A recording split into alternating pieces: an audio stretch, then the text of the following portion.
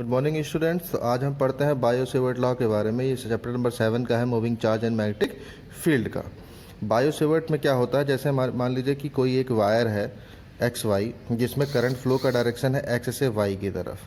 ठीक है, तो इससे क्या होगा, इसके चारों ओर मैग्नेटिक फील्ड का एक एरिया बनेगा। तो उसमें कहीं कोई एक पॉइंट लेते हैं पी, और सपोज दैट कि वहाँ हमें काउंट करना है कि मैग्नेटिक फील्ड कितना होगा। तो बायो सेवर्ट ने उसके लिए अपना लॉ बनाया।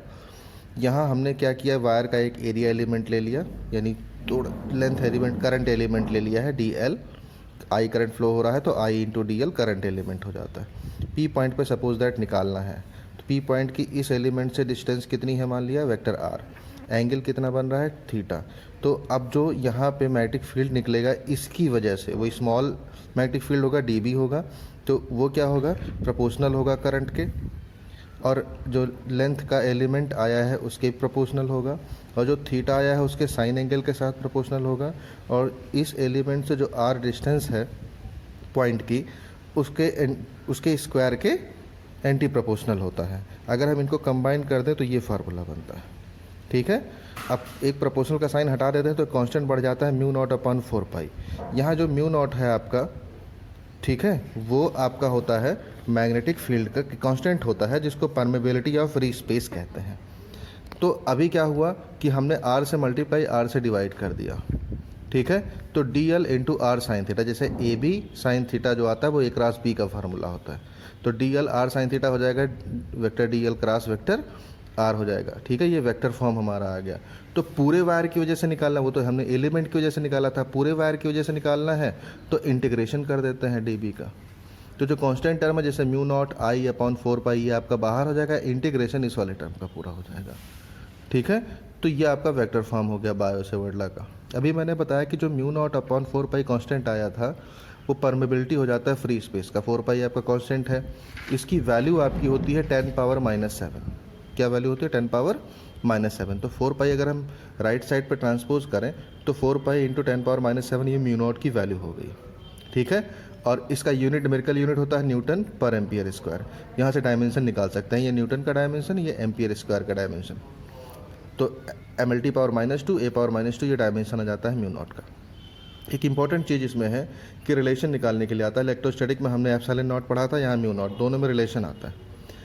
इलेक्ट्रोस्टैटिक में हमने पढ़ा था 1/4 पाई एप्सिलॉन नॉट की वैल्यू ये होती है 9 × 10⁹। इसको रेसिप्रोकल कर दें तो ये रेसिप्रोकल हो जाएगा, यानी 4 पाई एप्सिलॉन नॉट की वैल्यू ये आ गई। और म्यू नॉट अपॉन 4 पाई की वैल्यू हमने यहाँ से पढ़ी है 10 पावर -7। अब हमने दोनों को मल्टीप्लाई कर दिया, लेफ्ट साइड मल्टीप्लाई करेंगे तो राइट साइड भी मल्टीप्लाई हो जाएगा।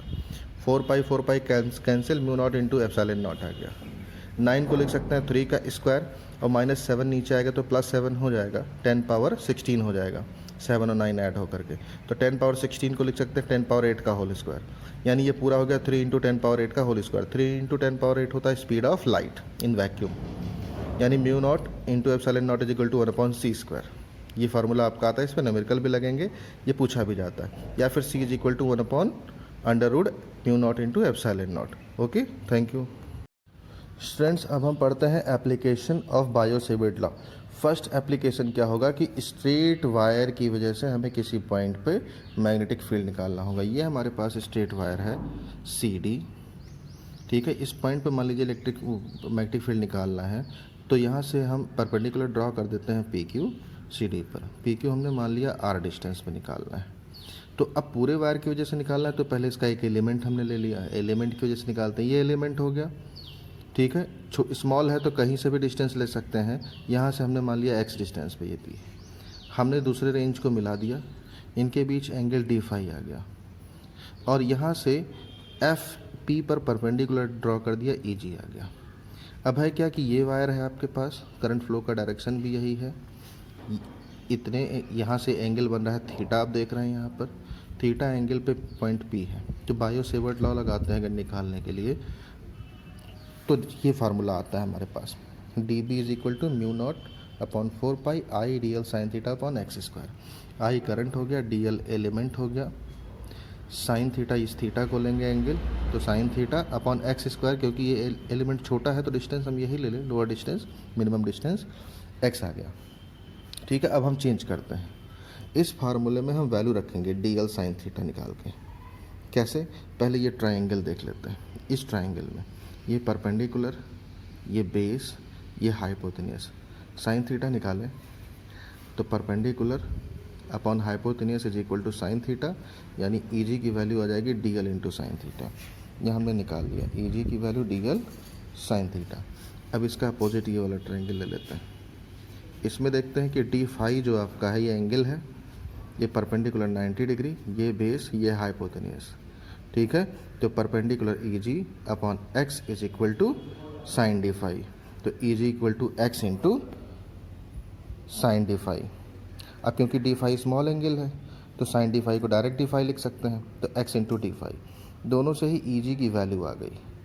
तो D L sine theta X D phi के बराबर। तो इक्वेशन 1 में डी एल साइन थीटा की जगह पे हम रख देंगे एक्स डी फाई, वही मैंने किया है, एक्स डी फाई वैल्यू रख दी है।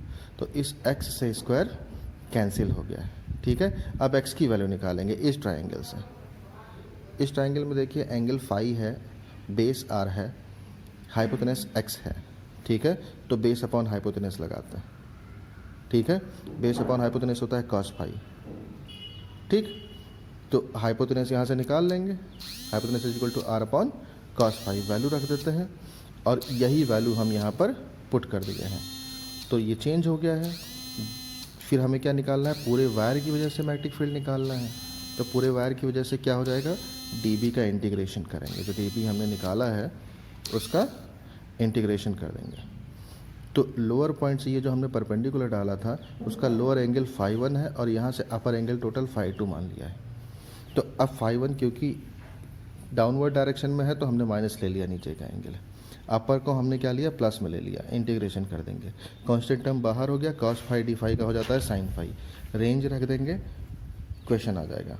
Okay, thank you students. अब हम देखते हैं सेकंड एप्लीकेशन जो बायो-सेवर्ट लॉ पे बेस्ड है, magnetic field at the axis of a current carrying loop. यहाँ एक लूप है हमारे पास और उस लूप के सेंटर से x डिस्टेंस पे कोई एक पॉइंट P है जहाँ पर हमें मैग्नेटिक फील्ड काउंट करना है इस पूरे लूप की वजह से। लूप का रेडियस r मान लिया गया। अब इसके अपर पोर्शन पे कोई हमने एक एलिमेंट ले लिया, कोई भी एक एलिमेंट ले लिया, मान लीजिए इसकी लेंथ dl है। ठीक है, तो इसकी लेंथ का डायरेक्शन और मैग्नेटिक फील्ड का डायरेक्शन, मैग्नेटिक फील्ड का डायरेक्शन और लेंथ का डायरेक्शन सेम डायरेक्शन में है, इसलिए थीटा 90 डिग्री हो जाता है, तो साइन थीटा यहाँ से गायब हो जाता है। अब यहाँ देखते हैं, इसकी वजह से जो मैग्नेटिक फील्ड यहाँ पर होगा, ठीक है, वो उसका डायरेक्शन इधर की तरफ है, तो वो दो पार्ट में रिजॉल्व होता है, एक एक्सिस अलॉन्ग लूप के एक्सिस के डायरेक्शन में और एक उसके राइट एंगल के डायरेक्शन में। ठीक इसी तरह से हम मान ली इसकी डिस्टेंस लूप की हमने कितनी मान ली, r है, एंगल कितना बना रहा है, फाई। इसी तरह से हम अगर लोअर लूप ले लें, इसका लोअर एलिमेंट ले लें, उसकी वजह से यहाँ पर मैग्नेटिक फील्ड का डायरेक्शन ये है, उसको भी दो कंपोनेंट में रिजॉल्व कर सकते हैं, एक 90 डिग्री पे और एक लूप के डायरेक्शन में।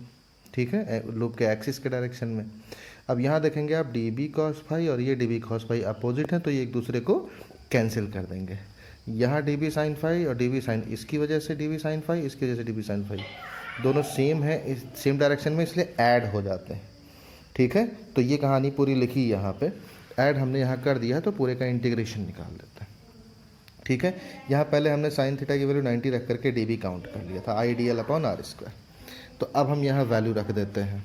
ठीक है, mu not upon 4 pi I D L upon R square, और जो साइन फाई है इसकी वैल्यू होती है perpendicular upon hypotenuse A upon R. तो ए अपॉन आर हमने साइन फाई की वैल्यू रख दी। डी बी की वैल्यू है mu not upon 4 pi I upon R square into D L. सारी चीज़ें कॉमन, इंटीग्रेशन केवल डी एल का।